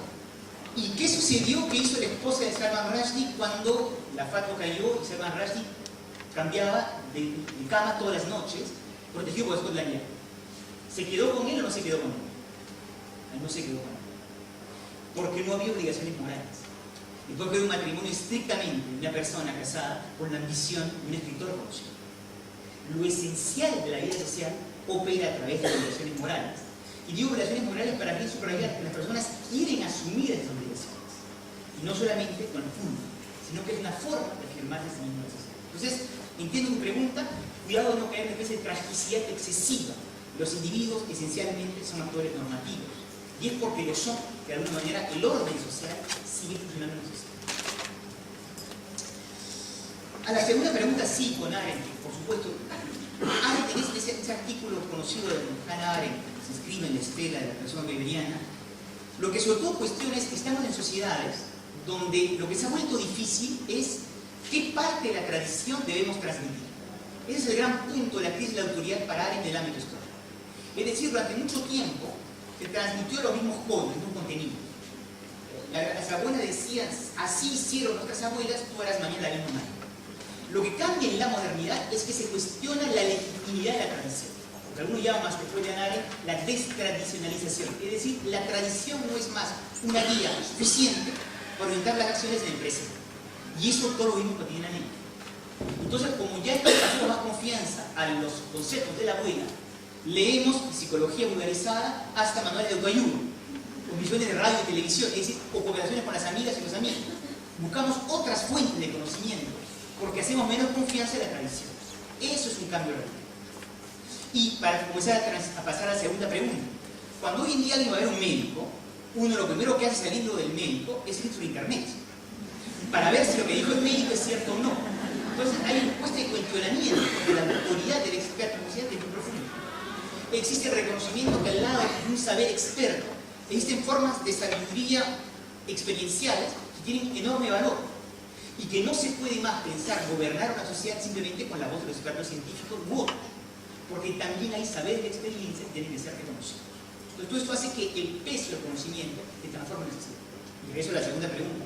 Por supuesto que un docente bien formado, un docente que tiene, lo que Horacio diría, la pasión de su disciplina, porque tiene una forma de cohesión interna consigo mismo, es alguien que puede, por su carisma en este caso, imponer más fácilmente a la gente. Y en este caso, por supuesto, va de par la capacidad de tener conocimiento y la capacidad de transmitir conocimiento. Un buen docente, bien formado, con pasión por el conocimiento, tiene más facultades carismáticas de ejercer la autoridad que alguien que no lo tiene. Pero, pequeña salida de sociólogo, uno está con pibes de 12, 13, 14 años, es muy difícil, cualquiera que sea la pasión por conocimiento, lograr motivar. El tema de la motivación, es una problema de autoridad básica, es complicado porque en realidad, lo digo de esta manera, ¿por qué alguien estudia en el colegio? Alguien puede estudiar, cuando hace un trabajo con François Dubreuil, observamos eso, alguien puede estudiar a los 12 años porque ha incorporado la neurosis de los padres. Entonces estudia sin saber por qué. Y estoy seguro que en esta sala, dado el nivel de formación que me he alcanzado todos, muchos de ustedes no saben por qué están estudiando. Y nunca se hicieron esa pregunta. Y es porque no se hicieron esa pregunta que les fue tan bien a los estudios. Porque alguien que a los 12 años pregunta por qué estudia, pregunta de terror. Nadie la puede responder. Entonces, gracias a sus padres, que los neurotizaron muy bien y que permitieron hacer carreras escolares largas. Entonces, uno estudia porque no se da cuenta, porque ha interiorizado un proyecto familiar. Segunda razón, uno puede estudiar desde los pibes porque no quiero mañana ser desempleado. Es decir, el valor supuesto de los diplomas de la inversión laboral. Hasta lo que uno tiene 12 años es una pavada. Porque la inserción laboral será tan tardía, tan lejana y tan oscura que no quiere decir nada, es una respuesta convencionada que la noche. Y la tercera razón por la cual se puede estudiar, se puede estar motivado, es el interés intelectual. Es decir, eso que suscita el buen profesor. Salvo que, aquí vienen las cosas, uno nunca puede tener el amor absoluto. Uno siempre está en ese caso como profesor en las escuelas secundarias, pero en la primaria es un poco diferente. En las escuelas secundarias está siempre produciendo la desilusión amorosa. Porque en su perversidad los pibes dicen, mira el profesor qué perverso que es. Porque la otra vez, cuando contó la batalla, no sé qué cosa, fue realmente interesante el profesor. Y esa hora fue magnífica porque me interesó un montón, me capturó completamente. Pero después de ese curso, suele hacer cosas realmente horribles. Y entonces el docente entra en una especie de ciclotimia que se mueve con la motivación adolescente. Hay que buscar el buen soporte del curso para atrapar de alguna manera, seducir durante un cierto tiempo a los alumnos, y cuando no se logra el buen soporte y la seducción, lo que sucede es necesariamente la desilusión amorosa. Y todos sabemos que es difícil sobrevivir a una desilusión amorosa.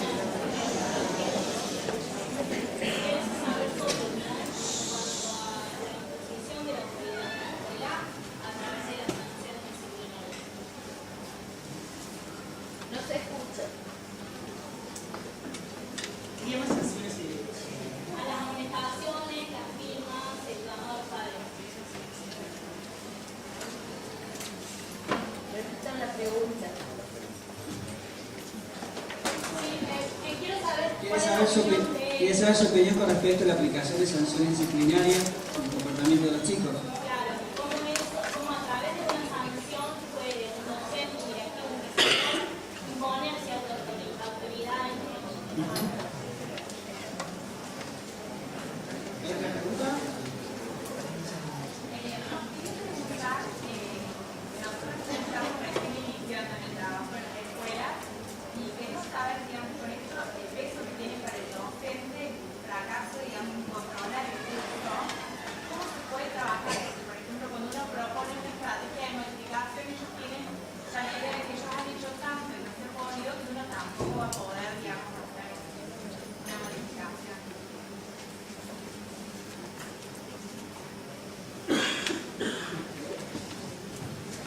La primera pregunta es la más difícil de responder, porque cada docente busca los elementos soporte para poder asumir su autoridad. La nota es un formidable mecanismo de control social en la clase. De allí que cuando se habla de abolir las notas o de bajar la presión evaluativa, los profesores entienden que detrás de eso hay un riesgo de pérdida creciente de la autoridad. Entonces es un punto sensible de la discusión profesional. El caso de las amonestaciones, una vez más, todos se juegan en el umbral. Entonces se conoce el cómics de Roque Dalton, que había visto la cantidad de crímenes que tenían 3 años de cárcel. Es igual a la amonestación. Si en un momento dado usted comienza a amonestar a alguien y no reacciona el alumno, el engranaje es algo que puede terminar desvirtuando el sistema mismo de sanciones. Hay otros mecanismos de negociación de la autoridad en ciertos ámbitos que pueden ser más eficaces. Por ejemplo, una cosa que es obvia. En el juego de desafío de un docente, un alumno, el coro, o sea, la clase, juega un rol de regulación muy importante. Y el comportamiento de un alumno es diferente delante de los camaradas de clase que fuera los camaradas de clase. Entonces, el poder separar al alumno de la situación de clase, el hablarle fuera de la presencia del coro, da posibilidades de negociación de autoridad que son más eficaces. Una vez más, como les quiero decir, las respuestas individuales, por importantes o inteligentes que sean, no pueden resolver un problema que es colectivo institucional. Estamos acostumbrados cada vez más a dar, yo me la cara en un momento, respuestas individuales a problemas colectivos. Y yo entiendo que en la mejor de la clase, además el odio que hay entre colegas en los centros educativos, hace que uno nunca crea que el colega puede ser un aliado y que yo prefiera buscar salidas personales. Las encontraré más o menos, pero la verdadera transformación de ese problema es buscar una transformación institucional. Salvo que la desconfianza institucional que tenemos todos nosotros hace que preferamos constantemente una salida que es más o menos jugando nuestras amenazas. Pero la respuesta de fondo es: todo depende de la práctica. Si a un cierto nivel de umbral funciona la sanción, porque no actualmente, cuando pasa cierto umbral son totalmente contraproductivas porque deslegitimas durablemente la institución. Tanto más que en los colegios, ustedes saben también como yo, hay ciertos profesores que, entre comillas, abusan de la amonestación, porque en la sociedad en la cual se encuentran, ese único recurso que les queda. Y mientras más usan ellos de la amonestación, más se discreditan con respecto al cual director y los otros colegios. Y la espiral perversa del umbral sobrepasado concierne tanto a los alumnos como a los profesores. Entonces la amonestación es la tentación de una cara. La otra pregunta sobre la cuestión de la gestión de clase. ¿Cómo hacer para controlar el mundo? Yo no tengo ninguna pista. Yo decir dos razones. La primera son experiencias personales. Cuando yo empecé a participar en la formación de docentes, en el año 90, me pedía consejos. Yo era más joven, más tonto. Yo lo hacía más inteligente, pero más prudente, observador, como lo digo. Entonces, dábamos modelos posibles. Y por ejemplo, unos modelos, que de hecho, después del test que hacen las universidades americanas, y cuando un profesor hace una pregunta a un alumno, debe esperar 3 segundos la respuesta. Menos de 3 segundos es demasiado rápido. Y más de 3 humilla el alumno. Consejo. Uno entiende que no es tan tonta como reflexión, salvo que los jóvenes docentes agarraban cronómetros. Y por eso, evidentemente, el principio que era bien una actitud, un recetario, se transforma en algo que es invalida. Yo creo que en este caso lo importante es que cada docente encuentre el mecanismo en el cual está. Y aquí no hay recetas que dar, hay que buscar esa cohesión entre el estilo de autoridad que uno ejerce y lo que uno es. Y es el acuerdo entre ambas cosas, el que suscita ciertos mecanismos de influencia de persuasión sobre la sociedad. La segunda razón por la cual no tengo ningún consejo que dar es cuando hacíamos un grupo de investigación. En uno de los colegios en el cual trabajamos, nos dieron la peor clase. Habíamos pedido un grupo limitado de alumnos, en realidad nos pusieron la clase seca, se llama, no me recuerdo. Bien, con eso. Y nadie quería. Y la dieron a los sociólogos durante 1 hora y media, durante 2 meses. Se libraron de los temas. Hicimos el grupo de investigación en un burdel, y la última sesión, me acuerdo que hasta el final de mi vida, los chicos se escupían entre ellos. Así que pide cualquier cosa social que no motive.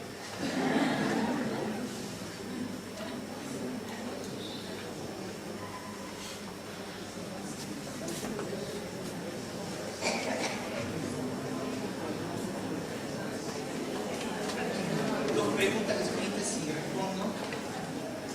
El planteo expuesto no estaría dando a los jóvenes estatuto de clase social. Pregunta bonita y difícil. Durante mucho tiempo la sociología solo vio clases sociales.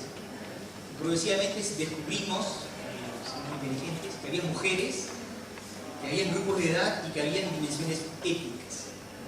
Y eso hace que evidentemente hoy en día en todo análisis sociológico se trata de una manera de combinar estas variables, porque son los 4 grandes estatus asignados que tienen los individuos. No quiere decir que los jóvenes son una clase social, pero sí quiere decir que rara vez, como en la sociedad contemporánea, existe una forma de ruptura entre la juventud y los adultos. Hay una cultura joven con códigos cada vez más cerrados, con un lenguaje, con ideales y con mecanismos de comunicación autónomos. Y rara vez la cultura juvenil sea a tal punto separado de la cultura de los adultos. Y eso sí es un fenómeno nuevo, totalmente. Segundo fenómeno importante, rara vez el conflicto de generación ha sido tan agudo como está muy bien, por razones económicas, psicológicas, de inserción. Y este conflicto es tanto más interesante que de alguna manera los jóvenes tienen hoy en día capacidades de presión que son fuertes. Lo cual hace que tenemos que dar al conflicto de generaciones la importancia que merece para el mundo al cual vamos. Y eso sí hace que los jóvenes, sin ser una clase social, se convierten en un grupo social con características comunes relativamente importantes. Y hay un debate muy importante hoy en sociales, consiste en saber si estamos dentro de grupos etarios o de grupos generacionales. ¿Qué quiere decir este pequeño debate? Lo explico muy simplemente. Grupos etarios quiere decir que hay una cultura joven que uno atraviesa y luego abandona. Y grupos generacionales quiere decir que es la cultura en la cual uno se forma cuando tenía 15, 25 años, que va a acompañarnos todo el resto de sus vidas. Y según que ustedes tengan un razonamiento interno de grupos etarios o grupos generacionales, la lectura de los grupos sociales varía con generaciones. Pero en todo caso, lo fundamental es que los grupos de edad, la edad, las generaciones, se han convertido en los grandes clivajes de los tiempos modernos y que como tal, como sociólogos, no podemos no analizar. Hasta el punto que alguien decía en el año 30, un sociólogo en Chicago, que puesto que la educación tiene que formar para el mundo de mañana y que el mundo de mañana van a ejercerlo los niños, sería excelente que los jóvenes eduquen a los padres. Porque en realidad, más bien que transmitirle la tradición, lo que hay que aprender es ingresar al mundo de mañana, al cual ellos, fundamental por supuesto, ya están más próximos. A tal punto, la crisis de la autoridad es la dificultad de saber qué parte de la tradición debemos o no transmitir bien. Y una última pregunta que hay, todos me ha llegado: el análisis del problema de autoridad varía si atendemos la escolaridad obligatoria con respecto a la educación superior no obligatoria. Sí, claro, y consideren no solamente la secundaria o la primaria y la superior, obligatorio no. Consideren en realidad una transformación que parece más importante. La escuela a la cual muchos docentes tienen nostalgia era una escuela que excluía los barrios, y donde la forma escolar de alguna manera se adaptaba a los pibes decentes, familias decentes. Cuando la escuela se abrió, solo inclusive, y todos los jóvenes de una clase de edad ingresaron al sistema educativo, la forma escolar que había sido pensado para cierto molde de estudiantes se resquebrajó. Entonces el problema no es más allá de la obligatoriedad o no, es que una forma escolar que tiene que aceptar a un número muy importante de alumnos no supo adaptarse, no evolucionó, y la forma escolar entró en una crisis. y a la obligatoriedad de la enseñanza de un segundo aspecto que es muy importante. No conozco las cifras en Argentina, pero en el caso francés, en 1900, en promedio un francés pasaba 4 años su vida en el colegio. Un poco de base escuela primaria, empezó a trabajar al campo, en la industria. En 1950, salió la Segunda Guerra Mundial, un pibe pasaba en promedio en la escuela entre 6 y 8 años. La generación que comenzó a estudiar en 2000-2010 va a pasar entre 16 y 18 años en promedio. Eso quiere decir que se ha pasado de una escuela que tenía muy poca incidencia en la vida individual de todos nosotros a una escuela que ocupa entre 1/3 y 1/4 del tiempo de vida. La significación del fracaso escolar, la significación del aburrimiento escolar, la significación del veredicto escolar en la subjetividad de cada uno de nosotros se ha transformado radicalmente. Y eso es algo que, más allá de la obligatoriedad o no del sistema educativo, es algo que tener en cuenta. La escuela era marginal, la escuela se ha convertido en algo central y muchas veces durable, pero es experiencia. Y eso es un cambio radical, insisto, más allá de la obligatoriedad de los sistemas educativos y de que es parte del sistema que ustedes están integrando. Lo que cambia, por supuesto, en la universidad respecto a la escuela secundaria, que es gran ventaja, es que, como decía Baudelaire, hay dos derechos: el derecho a contradecirse y el derecho de irse. El docente puede contradecirse y la denunciarse. En la escuela secundaria es más difícil ejercer ese doble derecho. ¿No creen que trajiste el tema de la neurosis, que los grados de neuronización actualmente son menores que en tiempos pasados, entonces los docentes muy neuróticos tienen dificultades en trabajar con los alumnos? Sí, es un tema que no voy a entrar en esta facultad porque si no hay una transformación evidente de las psicopatologías y la relación psíquica de las niños con las normas. Eso es obvio. Y es posible, pero nunca lo había pensado de esa manera, que el cuerpo docente sea un grupo particularmente neurótico. Y que la neurosis del cuerpo docente se desdiga de las realidades psíquicas de los alumnos hoy en día. Es probable. Pero una hipótesis para ustedes. No puedo decir nada más, pero nunca lo había pensado, ¿por qué no? Yo trabajo con chicos de 3, 4 y 5 años, estoy a cargo de la gestión de un jardín de infancia. Y digamos, por ahí cuando el tema de la problemática de la autoridad está instalado ya entre los funcionamientos, ¿qué sería lo primordial que como docentes, como profesionales deberíamos transmitir cuando los aprendizajes recién están comenzando? Es decir, cuando comienzan a transitar sus primeros pasos por lo que sería el sistema educativo. O sea, ¿a dónde estarían? ¿Cuáles serían las bases o por lo menos los pilares que habría que transmitir acerca de la autoridad para que en algún momento pudiéramos dejar de hablar del problema de la autoridad? Voy a ser honesto, no tengo la menor idea. La menor idea porque nunca he trabajado ese nivel de escolaridad. Yo te podría decir que, más allá de lo que tú tienes que transmitir, que tienes mucha más experiencia que yo, es la relación con las familias, el nivel de formación, siempre va de par con representaciones culturales sobre lo que hacen o no hacen las familias. Y como no te puedo decir nada de lo que tú tienes que hacer como docente con los chicos de 3 a 6 años, te puedo decir de las representaciones colectivas que tienen que deshacerse eventualmente ciertos docentes con respecto a las familias. Y lo esencial de esta representación que en las familias existe una división, una incapacidad de transmitir la autoridad, sobre todo las familias de origen popular, que es uno de los grandes errores, grandes percepciones equivocadas que tiene el cuerpo docente. Existen mecanismos distintos de ejercer la autoridad. En las familias populares es más vertical que negociada, que van muy de clases medias, pero siempre se transmite la autoridad. Y cuando analizas chicos mayores, además, nunca trabajé en tu grupo de edad, pero agarras chicos que tienen entre 12 y 18 años, todos te cuentan la misma historia cualquiera que sea el origen social. Es decir, si son de origen popular, te dicen que el padre dijo que se veía televisión hasta las 8 de la noche, el tipo no dice nada, el chico, y después mira televisión hasta las 9:30 de la noche. En su habitación solo, con su pantalla. Si eres de clase media, tú le dices al chico que a las 8 se empieza a negociar. La otra vez me dijiste que, mira que la otra vez que no entiendo por qué que el resultado mira televisión hasta las 9:15 de la noche. La autoridad se ejercita de otras maneras, pero se ejerce siempre en la familia.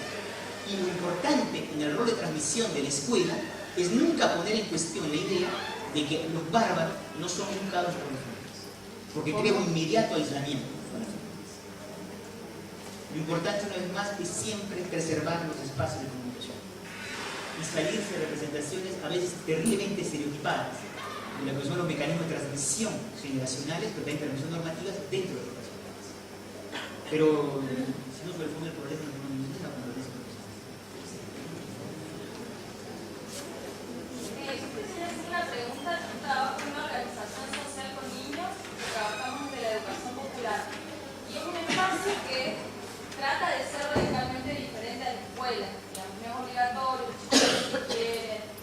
Pero en algunos momentos nos pasa que algunos niños reproducen las lógicas de autoridad que traen de otros espacios y de hecho nos demandan a veces a los que somos maestros, entre comillas, de la experiencia, que tengamos un rol más parecido al que ellos ya conocen el ejercicio de la autoridad. Entonces yo me preguntaba, si bien este espacio no es un equivalente de la escuela, ¿cuánto de lo que la escuela puede transformar termina teniendo efecto o no en función de que hay todo un contexto en el cual las relaciones de autoridad son otras?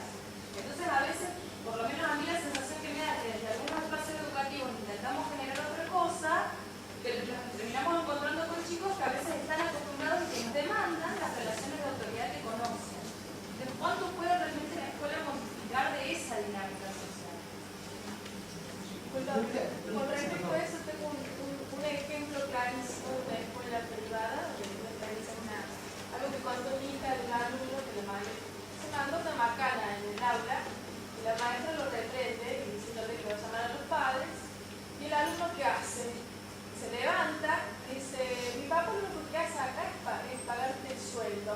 Se levantó, pegó un portazo y dice, a mí no me vas a retar, mi berreta es mi papá. Pegó un portazo y se fue. Y se fue. Vamos por partes. Comienzo con la primera pregunta que más fácil que la segunda. Hay dos cosas que son distintas. Que existan ámbitos educativos fuera del sistema escolar institucionalizado es una buena noticia. El drama es que la máquina del sistema escolar siempre termina fagocitando. Y es una cuestión muy interesante, el dispositivo funciona porque es extra sistema escolar. Y la tentación de la máquina es siempre terminando, ya que funcionó también, fagocitando.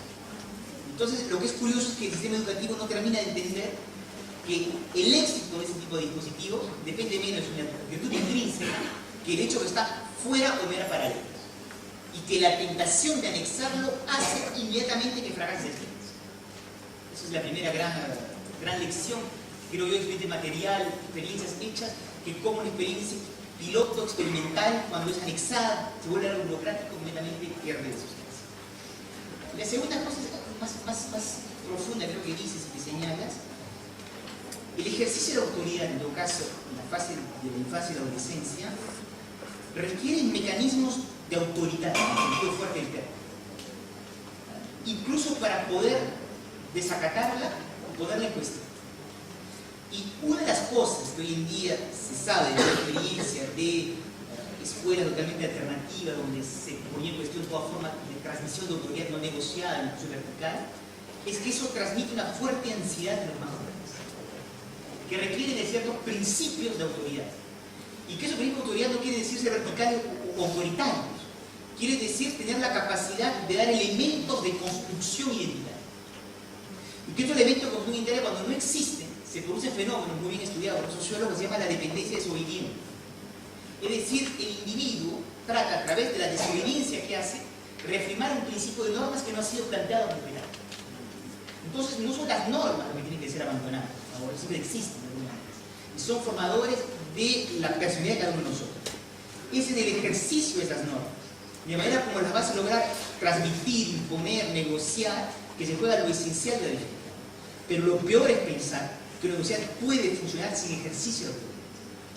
Es una utopía completamente peligrosa, porque conlleva, yo le hice la anécdota tonta de la novela de Osvaldo Soriano, la autoridad se ejerce siempre en la sociedad, siempre, de una u otra manera, siempre se va a ejercer. Y los procedimientos que parecen los más horizontales, los más democráticos, los menos autoritarios, los menos verticales, muchas veces esconden en realidad mecanismos absolutamente perverso la ejercicio de la autoridad. ¿Cuántas veces en la sesión de los grandes grupos se sabe que el hecho de tener jerarquías visibles produce una confiscación de la palabra por ciertos miembros del colectivo? La autoridad se ejerce siempre, hay que hacerla lo más pública posible y lo más deliberativa posible. Pero en el caso de la formación identitaria de los pibes se requiere principios normativo. Todo está en la manera de lograr sustentar ese principio normativo que en el fondo los adolescentes piden a los adultos. La otra cosa es el portazo de los alumnos. Es el caso de incidente tipo por excelencia. En este caso, mezclado con la penetración de elementos, ¿qué puedo decir? Cuando el docente tenía un rol social y simbólico más importante, ese tipo de agravios eran impensables. En una sociedad que ha hecho del valor dinero el valor central de la sociedad, y regresamos a esta industria cultural, la cultura de masas, que transmite y vincula otras formas de valores, este tipo de agravios al docente son posibles. Y en este tipo de agravios del docente, puedes entender también que de repente había mecanismos de respuesta de un alumno que sufrió formas de humillación escolar y que trata de rehabilitar su propia identidad jugando aquello que él posee y que cree el maestro no tiene, es decir, el dinero. Estamos, parece clásico, pero difícil de experimentar. ¿Qué hace un profesor cuando se encuentra en un mecanismo de desautorización de su ejercicio, de su oficio de tal violencia? Las respuestas no pueden ser sino contextuales, con el alumno, con el padre de familia, que de seguro de alguna manera avala este tipo de actitud del pibe, en un centro en el cual es histórico privado, de alguna manera el director transmite a los alumnos el sentimiento que son clientes de transformación de su vida. Ahora, va a ir más lejos la pregunta. Esto que tú observas en la escuela primaria, pues en todos los niveles, en donde se han puesto en práctica que el alumno, como usuario, puede evaluar a los maestros, a los profesores. Y el sistema educativo se está convirtiendo en los pocos ámbitos institucionales donde la lógica del usuario está formando una lógica de evaluación de los docentes. Eso no existe en la escuela pública, no existe en la policía, no existe en la seguridad, no existe en los hospitales. Existe en el ámbito educativo. Y eso hace que tú transformas ciudadanos en consumidores. ¿Y qué hace la lógica del consumo? Una lógica legítima de evaluación del servicio público. Y eso va en el sentido de esa mercantilización de la educación profesional. Pero son maneras de manejarlo que es difícil. Una anécdota. Hace unos años un colega mío que enseñaba en un colegio secundario se encontró una copia de un examen de francés. Un alumno había puesto un billete. ¿Y qué hacía el profesor? Problema difícil. O sea, ¿qué se hace? Y la solución que él encontró una vez más, la respuesta individual, cuando dio las notas a la clase, llegó al nombre de Pérez, le dijo: Pérez, sacó el billete, no es suficiente. Pero las respuestas son individuales para manejar estos beneficios.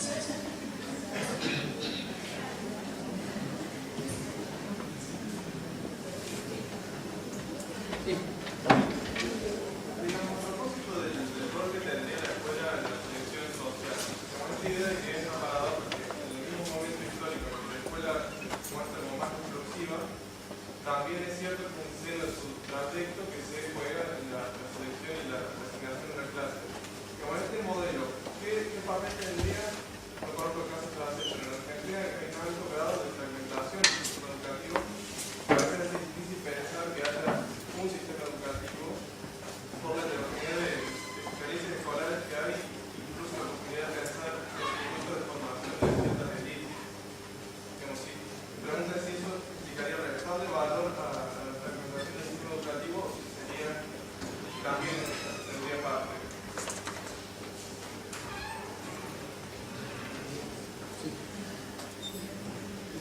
¿Cómo cree que se relacionan los procesos políticos autoritarios en América Latina en la construcción de la autoridad de los agentes educativos en la actualidad?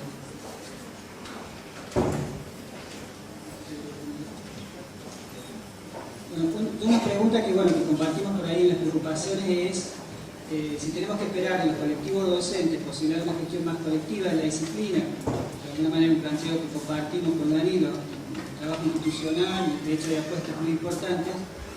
¿En qué medida la condición de subordinación económica y política del colectivo de los profesores, ¿sí?, de los maestros, atenta de alguna manera desde las políticas, la posibilidad de mayor autonomía y mayor posibilidad de recuperar la autoridad docente? En esa, digamos, como que me parece que esa relación también podría quedar, ese nivel de análisis por concluir con el diagnóstico.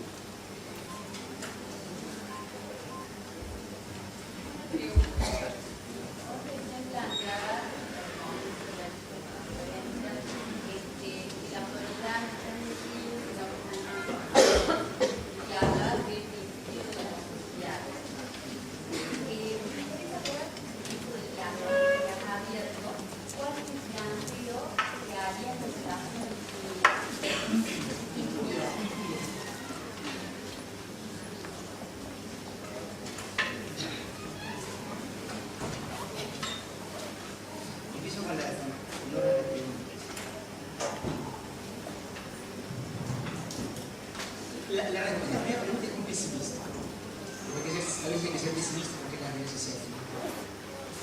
En la medida en que la escuela se ha convertido en una herramienta esencial de la reproducción social de las familias, es poco creíble pensar que el juego va a ser abierto y entretenimiento. Lo que está en juego es demasiado importante. Y las familias de clase media altas, para no nombrarlas, van a usar la herramienta escolar para reproducir sus vidas. Cuando la vida social fue amplia, porque si vieron fase de crecimiento económico en un periodo de expansión de las clases medias, hubieron plazas para sus hijos y para algunos otros. Ahora que el sentimiento de movilidad social es más difícil y la economía no crea con la misma velocidad plazas altamente calificadas, que el mercado se restringe, las reglas del gentleman son cada vez menos visibles. Y la escuela se utiliza como un sistema de red, a veces como un mercado negro, donde los códigos de funcionamiento y de creación son cada vez más opacos para muchos miembros de los campos políticos. Entonces sí, la fragmentación del sistema es inevitable, con una pugna entre lo privado y lo público, pero también de centros públicos y públicos, y también con formas muy diferentes de conocimiento del sistema, a lo cual se añade las diferenciales de redes que poseen diferentes sociales. Así que la respuesta es necesariamente pesimista, en el sentido que pensar que la escuela por sí misma va a corregir desigualdades sociales. Si tú quieres hacer políticas sociales justas, tienes que atacarte necesariamente con una conclusión evidente de la educación hace 30 años, en el origen primero de las desigualdades sociales, es decir, la desigualdad socioeconómica.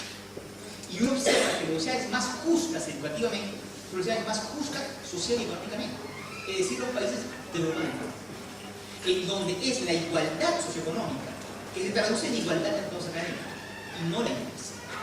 Ahora, si yo prolongo tu pregunta y añado algo que quisiera llegar a decir, tú no puedes, que es el gran error de estas políticas de izquierda o derecha en América Latina, tú no puedes garantizarle una educación de calidad a los más pobres, con políticas focales, si tú no haces políticas universales. Hay una ley sociológica universal, inevitablemente. Tú no puedes tener una ficción fresca y racional. No hay otra manera de tener servicios públicos de calidad, es decir, igualitarios, sin políticas universales. Cuesta más en apariencia y el resultado es más justo. Pero en el fondo, si el problema es la fragmentación y tras de eso las desigualdades sociales, la escuela no puede corregir aquello que las injusticias sociales producen por ejemplo. Y ese es el gran descubrimiento que nuestras sociedades han hecho después de 40 años, que apostaron a la escuela como mecanismo de ascensor social y que reconocieron los límites de la escuela en el reparto de las funciones. La segunda pregunta es muy difícil sobre políticas autoritarias en América Latina en relación con las clases. Yo tengo la impresión personal, no he podido ser decidido, que América Latina no es más autoritaria que otras zonas del mundo. Ha habido un sistema político que colapsó muchas veces y con una tradición caudillista. Pero bien vistas las cosas, la fuerza de la tradición democrática de las bases, de la participación, es tan fuerte en este continente que me parece injusto autotildarnos de sociedades autoritarias. Y cuando yo veo en los últimos 20 años en América Latina, la gran buena noticia que hay en este continente es la formidable democratización de la sociedad. Han habido dos modernizaciones igualitarias en América Latina. La primera, la conoce bien, que fue política, el modelo nacional popular en los años 40 y 50. Y la segunda ha sido de la modernización cultural en los años 80 y 90. En Argentina Argentina se propusieron las dos, otros países se dieron de manera distinta. Pero lo que ha cambiado en América Latina es la formidable demanda de horizontalización del lazo social en todas las categorías sociales. Yo nací en un país con una población andina muy importante. Era un país en donde las personas de origen popular no le sostenían la mirada a las personas del CUR. Dadas las transformaciones que ha habido en la sociedad peruana, hoy en día existe un trato inevitablemente más horizontal que existía hace 40 años. Y esa mirada que las personas de origen popular andino pueden sostener a alguien que era blanco de la costa, indica la profundidad del cambio social. Y lo que digo en términos étnicos lo puedo decir en términos de generaciones y en términos de relaciones internacionales. Pero también en relaciones laborales. Esta democratización que viene desde la sociedad civil y que no encuentra aún traducción en el campo político es de las mejores novedades que le ha pasado hoy en América Latina. Somos más democráticos de lo que creemos y en el fondo grandes problemas sociales se producen por esta presión democratizadora creciente que están en todos los ámbitos. En la escuela es un ejemplo paradigmático de esta presión horizontal que ejercen los chicos hoy en día hacia formas heredadas del resto del planeta. Y hoy día que el mundo de la pareja es un formidable campo de pugna democrática hoy en día. Porque la misma deseo de horizontalización se expresa en el ámbito de la impunidad, de la impunidad. Sobre la cuestión de Horacio, sí, por supuesto, hay que integrar las situaciones de descoordinación, de dificultades económicas y otras en las cuales se encuentran los docentes, que hacen que el ejercicio de una autoridad colectiva es un espacio a ganar. Estaremos de acuerdo en eso.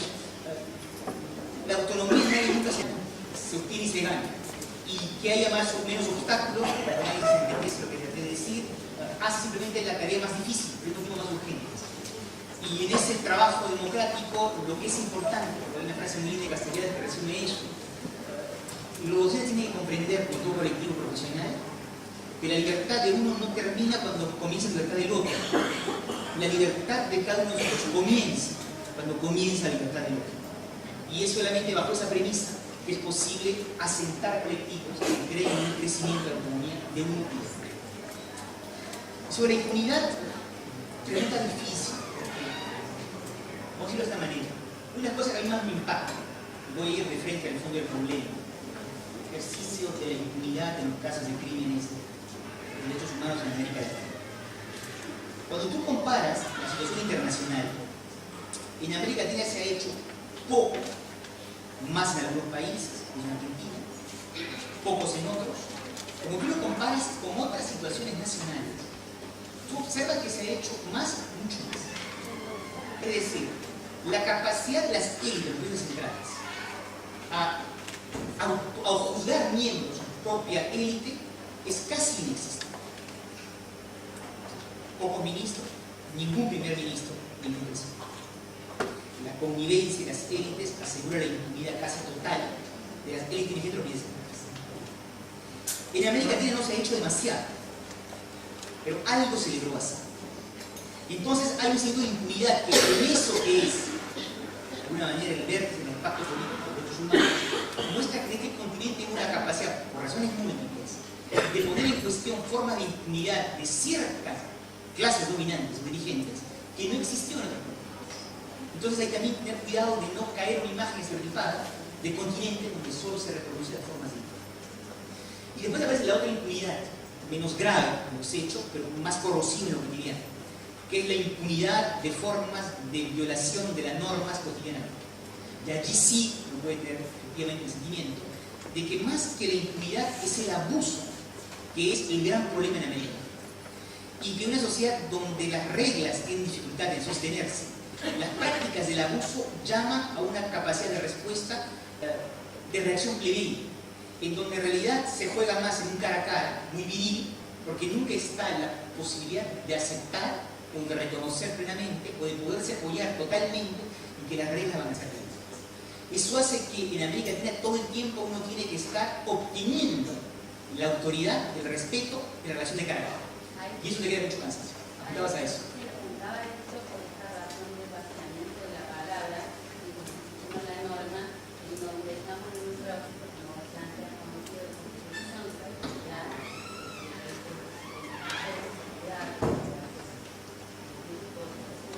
pero donde está en juego, digamos, en donde en este proceso identitario, que hace la identidad, por ejemplo, está buscado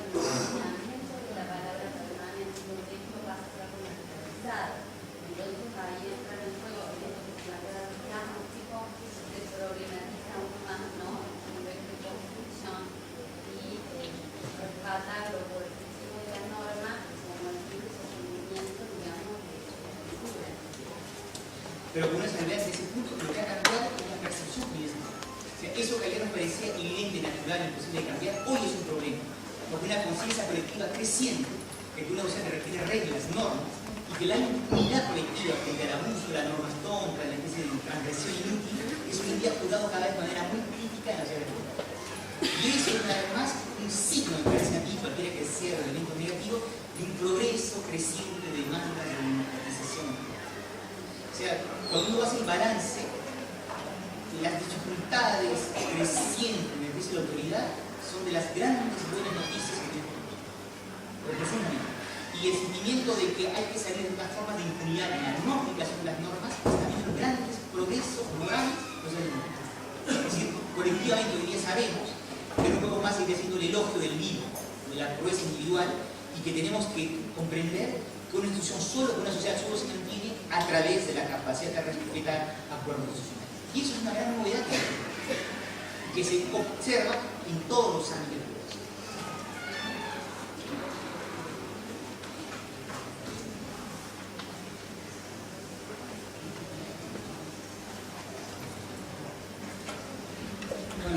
Estamos en hora, hay gente que se está retirando. Bueno, cada uno hará la evaluación que le parece, pero agradecemos muchísimo a Danilo su participación, su escucha, su laboriosidad en intentar responder todas las preguntas que nos asombran. Bueno, y le agradecemos de nuevo con un aplauso.